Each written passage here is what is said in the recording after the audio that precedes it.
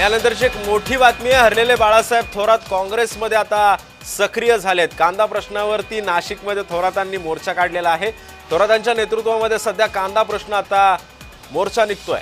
गेल्या काही दिवसांनी आता नाफेड या कांदा उत्पन्न बाजार समितीमध्ये कांदा खरेदीवर वेगवेगळे आरोप होत आहेत। मात्र शेतकऱ्यांकडून कांदा खरेदी न करता नाफेड व्यापाऱ्यांकडून कांदा खरेदी करत असल्याचा सुद्धा आरोप होत आहे। तसेच कांदा खरेदीमध्ये भ्रष्टाचार देखील होत असल्याचा आरोप होतोय। या सर्व मुद्द्यांवरती नाफेड केंद्राबाहेर काँग्रेसच्या वतीने आता आंदोलन करण्यात येणार आहे।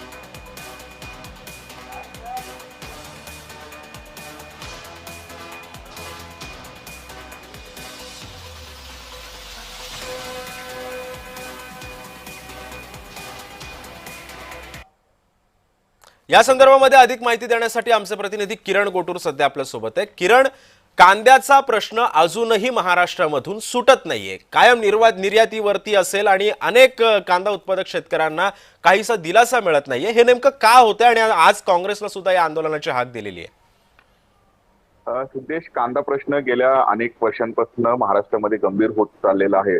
देशामध्ये जे कांद्याचं उत्पादन होतं त्याचं निम्मा कांद्याचं उत्पादन एका नाशिक जिल्ह्यामध्ये होतं। त्यामुळे नाशिक जिल्ह्यामध्ये कांद्याचा प्रश्न हा दिवसेंदिवस गंभीर होत चाललेला आहे।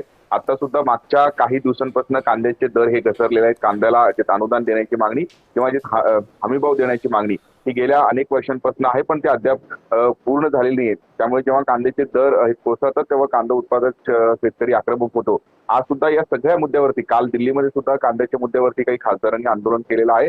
आज नाशिकमध्ये काँग्रेसच्या वतीने नाफेड केंद्राबाहेर प्रामुख्याने आंदोलन केलं जाणार आहे। काँग्रेसचे नेते माजी मंत्री बाळासाहेब थोरात यांच्या या नेतृत्वाखाली हे संपूर्णपणे आंदोलन नाशिकमध्ये करण्यात येणार आहे। नाफेडकडनं गेल्या काही दिवसांपासून ज्या पद्धतीने कांदा खरेदी करण्यात येतो, पण किरण, या संदर्भामध्ये जे आरोप होत आहेत ते नेमके आरोप काय आहेत? कोणावरती हे आरोप होत आहेत?